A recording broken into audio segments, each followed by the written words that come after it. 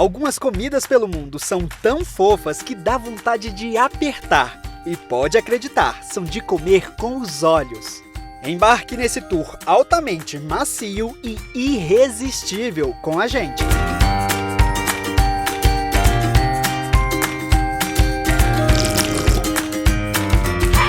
Se você for a alguma padaria no Japão, certamente vai se encantar com esse pão.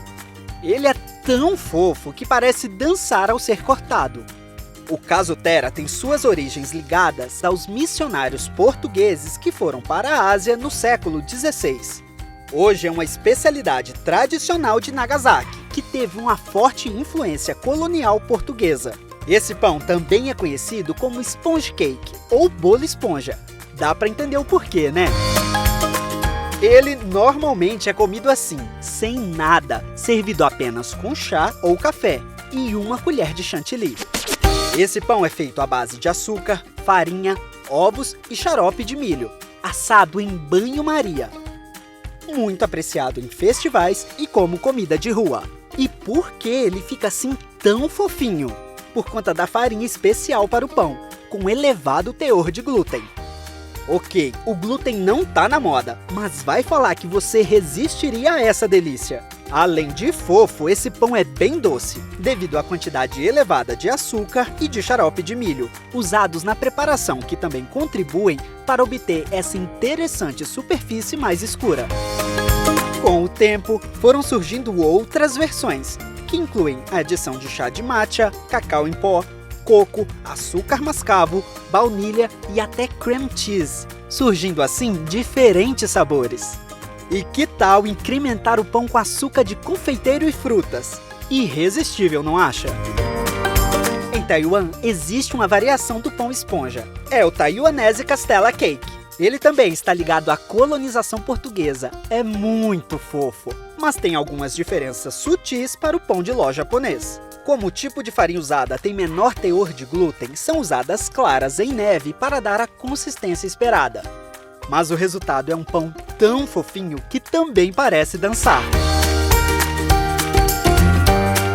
Os asiáticos parecem mesmo gostar de comidas fofas. Esse é o Imagawa-yaki, uma sobremesa muito tradicional encontrada normalmente em festivais japoneses. Como este em Fushimi Inari, Kyoto, ou mesmo fora do Japão, como este aqui em Londres. A massa é de uma panqueca tradicional, mas como é assada dentro de cilindros metálicos, faz com que cresça bastante e fique com uma casquinha crocante. O recheio tradicional é feito com a pasta de anko, o feijão japonês doce. Mas para agradar o paladar de outros países, hoje em dia já existem vários outros recheios que podem incluir feijão branco, creme de baunilha, frutas e até queijo. A combinação de duas panquecas forma uma espécie de sanduíche, que após selado, fica assim, grande e bem fofinha. E que tal uma panqueca soufflé? Na Coreia do Sul, essas delícias são bem tradicionais em feiras de rua e em diversos restaurantes de Seul. Até mesmo em restaurantes muito finos, como este no coração da cidade, o Onya Café. Basicamente, ela é feita com ovos, leite, óleo e essência de baunilha. Depois de assada em uma chapa, a panqueca soufflé recebe coberturas doces como merengue e frutas. A receita já invadiu toda a Ásia e faz sucesso em feiras de rua de Hong Kong e Taiwan. Já imaginou misturar uma receita de pão com uma bebida alcoólica? Diferente, não acha? Este é o subbang, também bem tradicional na Coreia do Sul. Essa receita é encontrada com facilidade em mercados como este em Daegu, localizado no sudoeste do país. O segredo? O cozimento. Ao invés de ser assado, esse pão é cozido no vapor. Mas tem um outro segredinho por trás dessa massa. É o makgeolli, que nada mais é do que um vinho feito de arroz, uma bebida alcoólica tradicional na Coreia. Para completar, são misturadas sementes, frutas secas e feijão. Esse tipo de pão coreano normalmente é servido durante o verão, porque acredita-se que seu sabor agridoce seja refrescante para o tempo quente. Nas casas, os sul-coreanos fazem o pão do tamanho da família, mas nas feiras de rua, eles podem ser gigantes. E são vendidos assim, em fatias enormes, como nesta feira em Gangwon-do, no nordeste da Coreia do Sul. Já ouviu falar em English Muffin? Não tem nada a ver com os muffins doces que comemos por aqui. Esses pãezinhos são, como o próprio nome diz, típicos da Inglaterra e de países colonizados pelos ingleses, como os Estados Unidos e Austrália. Os ingredientes são tradicionais para um pão: farinha, água, fermento e sal, além de leite, manteiga e farinha de milho na finalização. Mas o que garante que ele fique assim tão fofinho é a forma com que ele é assado. Bem, na verdade ele não é assado, e sim cozido em uma chapa. Apesar de ser muito vendido em padarias por todo o mundo, como nesta na Califórnia, a facilidade de produção faz com que muitas famílias façam seus próprios English Muffins em casa mesmo.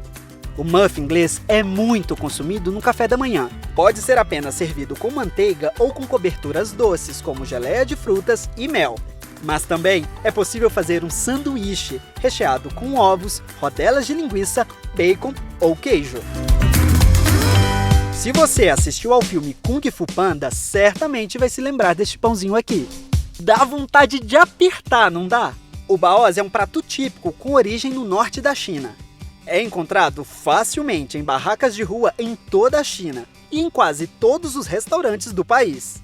O baozi teve sua origem no início da Era dos Três Reinos, em 220 d.C. Ele teria sido inventado por Zhuge Liang, um grande estrategista militar da época, para a cura de uma peste que teria infectado seu exército. Assim até parece uma massa comum, mas o segredo dessa espécie de pão recheado está nessa cesta de bambu, onde é cozido no vapor. E é isso que faz com que a massa cresça e fique muito esponjosa. Olha isso! Se esse pão cura alguma peste, a gente não sabe, mas que é de encher a boca d'água, isso é verdade. E para você, qual dessas comidas te deu mais água na boca?